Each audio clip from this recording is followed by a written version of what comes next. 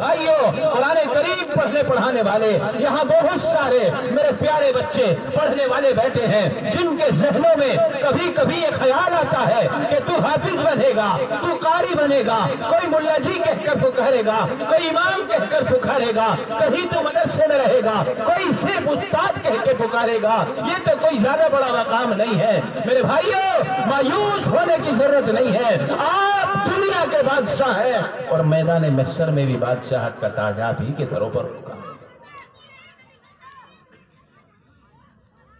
حضرت عاصم بن حفص رحمت اللہ علیہ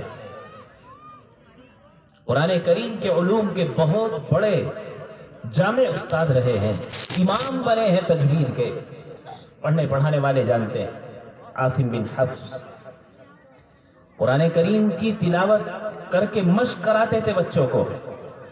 طلبہ ذرا غور سے سنیں، سامنے بچوں کو بٹھا کر حضرت عاصم بن حفص تلاوت کراتے تھے، لیکن آپ جب قرآن کریم پڑھتے تھے تو آپ کے منہ سے خوشبو آتی تھی۔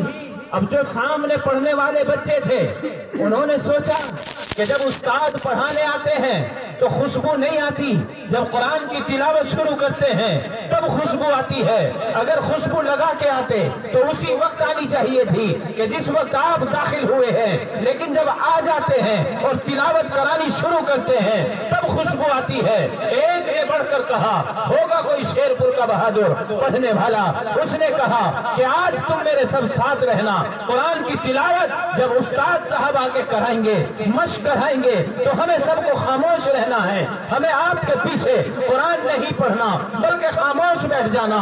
استاد ادھر سے کہیں گے کیوں نہیں پڑھتے تو میں اکیلا بولوں گا، تمہیں صرف خاموش رہنا ہے۔ مشورہ ہو گیا، کس کے درمیان؟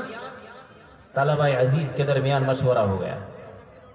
اور یاد رکھو، جب طلبہ کسی مشن کو اپنے ذہنوں میں بٹھا لیتے ہیں تو بس وہ پتھر کی لکیر ہوتی ہے۔ طلباؤں نے مشورہ کر لیا کہ آج استاد صاحب جب پڑھانے آئیں گے تو ضرور ہم اس راز سے واقف ہوں گے۔ حضرت عاصم بن حفص رحمت اللہ علیہ پڑھانے آئے، اور جس وقت آئے تو انہوں نے بجستہ خوشبو کو سونگھنا چاہا کہ تھوڑا قریب ہوا جائے، ہو سکتا ہے کہ کپڑوں میں نیچے خوشبو ہو، جب آپ بیٹھتے ہو تب خوشبو آتی ہو۔ سونگا گیا تو خوشبو نہیں آئی۔ آ کر کے مسند پر بیٹھے اور بیٹھنے کے بعد طلبہ کو سامنے بٹھایا، اور بٹھانے کے بعد جب قرآن پڑھنا شروع کیا تو پھر خوشبو پھوٹنی شروع ہو گئی، اور آپ نے پورا سانس پڑھ کر جب خاموش ہوئے تو پھر طلبہ کی طرف متوجہ ہوئے کہ پیچھے پیچھے پھر طلبہ پڑھیں گے، لیکن آج کسی نے نہیں پڑھا۔ حضرت قاری صاحب غور سے دیکھنے لگے، بھئی ہوا کیا، تم پڑھتے کیوں نہیں؟ تو وہ شیر پور کا طالب علم کھڑا ہو کر کہنے لگا کہ حضرت پڑھیں گے بعد میں، لیکن آج ہم ہمت کر کے ایک بات پوچھنا چاہتے ہیں۔ اب استاد صاحب بھی ہکا بکا رہ گئی، وہاں معاملہ کیا ہے بھئی؟ معاملہ تو بعد میں بھی نمٹ جاتا، لیکن آج مشق سے پہلے ہی انہوں نے ایک مسئلہ بنا کر کھڑا کر دیا۔ کہا کہ اچھا پوچھو کہ حضرت آپ یہ بتائیں کہ کھا کر کیا آتے ہیں؟ کہ کیوں؟ میں کچھ بھی کھا کر آؤں، تمہیں اس سے کیا غرض ہے؟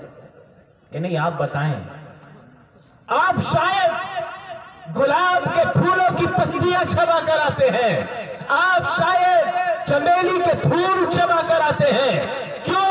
وجہ یہ ہے